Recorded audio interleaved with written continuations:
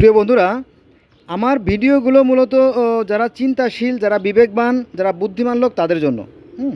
আমার সামনে দেখতে পাচ্ছেন একটা টমেটো গাছ। এটা মরে পচে গেছে, দেখেন গোড়া পচে একদম নিঃশেষ হয়ে গেছে, দেখতে পাচ্ছেন। এই মরা গাছ কখনোই আর জীবিত হবে না। তাহলে কিভাবে এর বংশ বৃদ্ধি হবে, কিভাবে এর বংশ গতি দ্বারা টিকে থাকবে?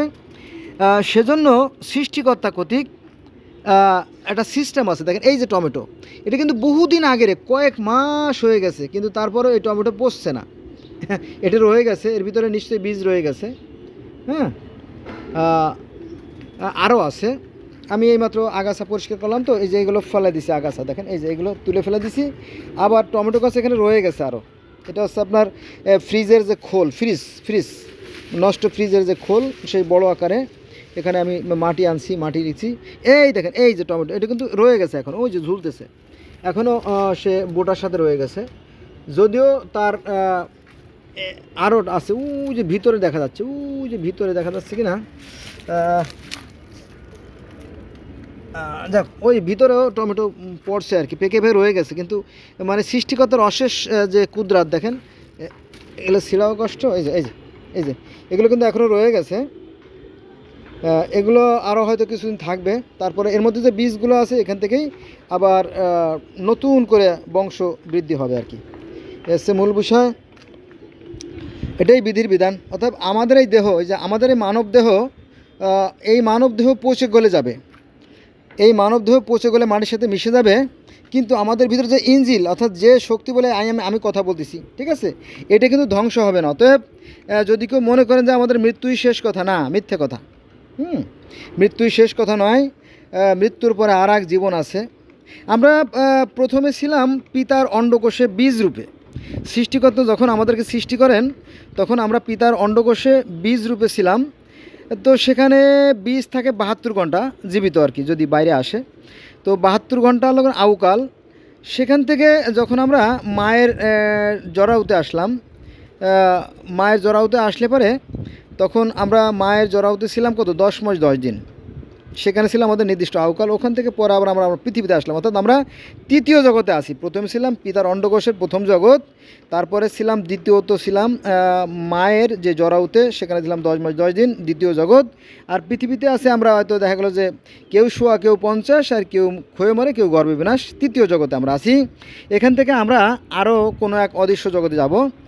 তো বিজ্ঞানীরা বলতেছে যে আমাদের এই মিল্কি ওয়ে গ্যালাক্সি এই সহ আরও যে ব্রহ্মাণ্ড আছে, সেখানে প্রায় 20 লক্ষের মতো পৃথিবী আছে যেখানে মানুষ বসবাস করতে পারে। সুবহানাল্লাহ, তাই না? তো হ্যাঁ, এটাই সত্য। কারণ সৃষ্টিকর্তা যখন আছেন, আমরাও থাকব। তবে আমাদের রূপ হবে আমাদের কর্ম অনুযায়ী। হ্যাঁ, আমাদের রূপ হবে আমাদের কর্ম অনুযায়ী। ও যদি আমরা ভালো কর্ম করতে পারি পৃথিবীতে, তাহলে আমাদের স্থান হবে হয়তো নিশ্চয়ই কোনো একটা ভালো জগতে। এটা আপনারা সবাই বোঝেন, তাই না? এটাকে ধর্ম বলে। তাই প্রত্যেকটা ধর্মই প্রত্যেকটা মানুষকে সৎ কর্মের দিকে উৎসাহিত করে আর কি। যে যেভাবে বলুক, প্রত্যেকটা ধর্মই সত্য সুন্দরের কথা বলে, ন্যায়ের কথা বলে, আদর্শের কথা বলে। এই হলো মূল বিষয়। এখন সমস্যা হচ্ছে সেখানে যে আমরা অধিকাংশ মানুষ কিন্তু মুখে মুখে ধর্মের কথা বললেও বাস্তবে কিন্তু আমরা ধর্ম পালন করি না। আমি মাঝে মাঝে অনেক দুঃখের সাথে একটা কথা বলি যে দেখেন, আমাদের এই বাংলাদেশের যে সরকারি যে প্রতিষ্ঠানগুলো আছে, আমি দেখছি নাইট গার্ড বলেন, আর পিয়ন, ঝাড়ুদার, মালি, সুইপার, কেয়ারটেকার, কেরানি, অফিসার, সবাই ঘুষ খায়। সৎ লোক যে নাই তা না, তবে তাদের গুণে বের করা বেশ কষ্টসাধ্য ব্যাপার। অধিকাংশ লোকই দুর্নীতিবাজ। এটা আর কি এলো বিষয়। তো আসুন আমরা আমাদের জ্ঞানকে কাজে লাগাই। পবিত্র কোরআন শরীফ পড়লে আমরা দেখতে পারি যে সেখানে বলা আছে যে তোমরা সৃষ্টি সম্পর্কে গভীরভাবে চিন্তা করো। এবং আরও বলা আছে যে ওরা কি পৃথিবী ভ্রমণ করে না, ওরা কি দেখে না যে অতীতে কি ঘটনাগুলো ঘটছিল। অনেক প্রভাবশালী ছিল, অনেক বিত্তবান ছিল, অনেক সম্পদশালী ছিল, অনেক শক্তিমান ছিল, তাদেরকে আমি চিরতরে বিনাশ করে মাটির সাথে মিশিয়ে দিয়েছি, আবার সেখানে নতুন জাত সৃষ্টি করেছি। এটা হচ্ছে সৃষ্টিকর্তার বিধান। এজন্য আসলে কোরআনটা জানা দরকার। কোরআনটা বাংলা অর্থ সহ পড়ার জন্য আমি সবাই অনুরোধ করব। আমি মাঝে মাঝে অনেক কথা বলি, আসলে দুঃখ করে বলি আর কি। সব কথা তো আর মন থেকে বলি না, ধর্মগুলো সুন্দর। আমরা যদি সবাই ধর্ম মেনে চলতাম তাহলে পৃথিবীটা আরও সুন্দর, আরও রঙিন, আরও মধুময় হতো, আমাদের জীবন হতো আরও সার্থক, আরও ধন্য। এই তো বন্ধুরা, আজকে এই পর্যন্ত রইলো। সব ভালো থাকবেন। তাহলে আমাদের মৃত্যু হবে সত্য, কিন্তু আমরা মরবো কিন্তু মরবো না। ওই যে 360 ডিগ্রিতে একটা আছে, অনুষ্ঠান আছে আমাদের, যে যাচ্ছি কিন্তু যাচ্ছি না। হ্যাঁ, তো ঠিক এরকম আমরা মরবো কিন্তু মরবো না। আমরা আবার আমাদের বীজ রূপে আমরা অন্য কোথাও আমরা থাকবো। এর ভিতরে বীজ আছে, এর মধ্যে বীজ আছে। দেখেন, এই বীজগুলো আল্লাহ পাক অর্থাৎ সৃষ্টিকর্তা কোনো না কোনোভাবে রক্ষা করবেন, বা এই বীজ থেকে আবার নতুন করে হবে, চারা গজাবে, আর এই গাছগুলো মরে যাবে।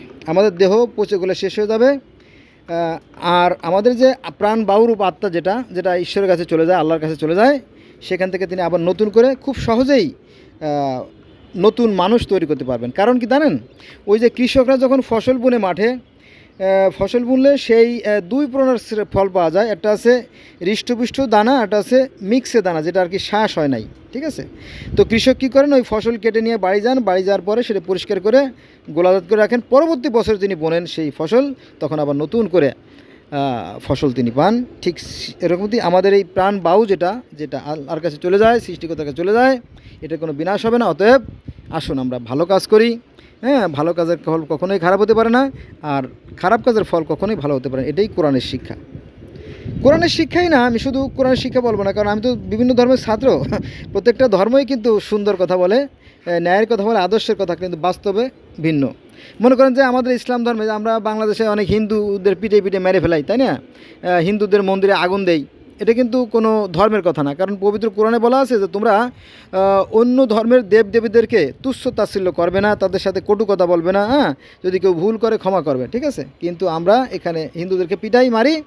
আবার ভারতে দেখা যাচ্ছে যে মুসলমানদেরকে বলে জয় শ্রীরাম না বললে তাদেরকে পিটাই মারে। এগুলো ধর্মের শিক্ষা না, কারণ ধর্ম এগুলো শিখায় না। হ্যাঁ, এগুলো ধর্মের শিক্ষা না।